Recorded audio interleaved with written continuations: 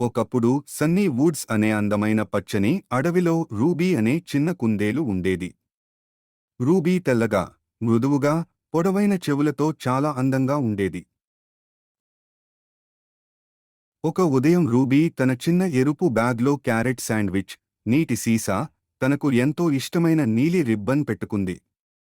ఆ రిబ్బన్ను మెడకు కట్టుకుని సంతోషంగా తన గుహ నుంచి బయటకు వచ్చింది.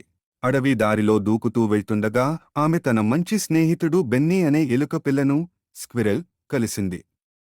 బెన్నీకి పొడవాటి తోక, మెరిసే కళ్ళు ఉండేవి. శుభోదయం రూబీ అని పెద్ద ఓక్ చెట్టు మీద నుంచి బెన్నీ పిలిచాడు. రూబీ మృదువుగా అడిగింది, హలో చిన్న బాతుపిల్లా, ఎందుకు ఏడుస్తున్నావు? బాతుపిల్ల ముక్కు తుడుచుకుంటూ, నా పేరు డైసీ. నేను నా కుటుంబాన్ని అనుసరిస్తూ వచ్చాను. కాని దారి తప్పిపోయాను. ఇప్పుడు నా అమ్మ కనిపించడం లేదు అంది. అయ్యో అన్నాడు బెన్నీ, అది చాలా భయంగా ఉంటుంది. రూబీ చిరునవ్వుతో, చింతించకు డైసీ. మేము నీ కుటుంబాన్ని వెతికి కనుక్కుంటాం అంది. డైసీ ఆశగా చూసింది. నిజంగా, నిజంగానే అని రూబీ ధైర్యంగా చెప్పింది. ముగ్గురు కలిసి నది ఒడ్డున వెతకడం ప్రారంభించారు. రూబీ నేలపై అడుగుల ముద్రలు చూసింది. బెన్నీ చెట్లపైకి ఎక్కి పైనుంచి చూశాడు. డైసీ బాతుల శబ్దం కోసం జాగ్రత్తగా విన్నది. కొంతసేపటికి వాళ్ళు ఓలివర్ అనే తెలివైన గుడ్లగూబను ఓలివర్ తన పెద్ద కళ్లతో చూసి, అవును, ఈ ఉదయం లిల్లీ చెరువు దగ్గర ఒక తల్లి బాతు, కొన్ని పిల్లలు కనిపించారు అన్నాడు.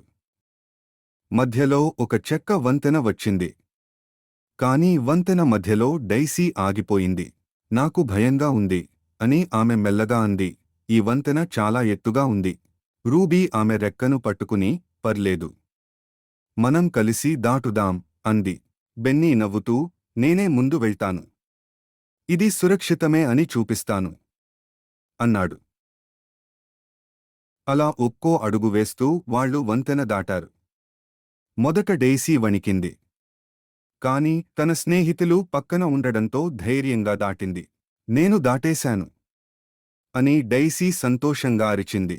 నువ్వు చాలా ధైర్యంగా ఉన్నావు అని రూబీ అంది. చివరకు వాళ్లు లిల్లీ చెరువు దగ్గరకు చేరుకున్నారు. అప్పుడే డైసీ గట్టిగా అరిచింది, అమ్మా! చెరువు అవతల తల్లి బాతు తన పిల్లలతో నిలబడి ఉంది. డైసీ అని తల్లి బాతు ఆనందంగా పరుగెత్తి వచ్చి ఆమెను కౌగిలించుకుంది.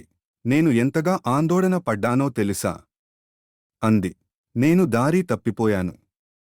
కాని రూబీ, బెన్నీ నాకు సహాయం చేశారు అని డైసీ చెప్పింది. తల్లి బాతు ప్రేమగా నవ్వింది. మీ ఇద్దరికీ చాలా ధన్యవాదాలు. మీరు నిజంగా మంచి స్నేహితులు. రూబీ సిగ్గుగా నవ్వింది. రూబీ తన క్యారెట్ శాండ్విచ్ తింది. బెన్నీ గింజలు తిన్నాడు. డైసీ బ్రెడ్ ముక్కలు తింది. వాళ్లు నవ్వుతూ కథలు చెప్పుకున్నారు. సాయంత్రం అవడంతో రూబీ, బెన్నీ ఇంటి దారి పట్టారు. అప్పుడే ఒక పొద కింద మెరుస్తున్న చిన్న వెండి గంట కనిపించింది. అది ఏమిటి అని రూబీ దాన్ని తీసుకుంది. అది గులాబీ దారంతో కట్టిన చిన్న వెండి గంట. అప్పుడే ఒక జింక పరుగెత్తుకుంటూ వచ్చింది. నా గంట, నా అదృష్ట గంట అని ఆమె ఆందోళనగా అంది. ఆమె పేరు మిల్లీ. రూబీ గంట చూపిస్తూ, ఇదేనా అని అడిగింది.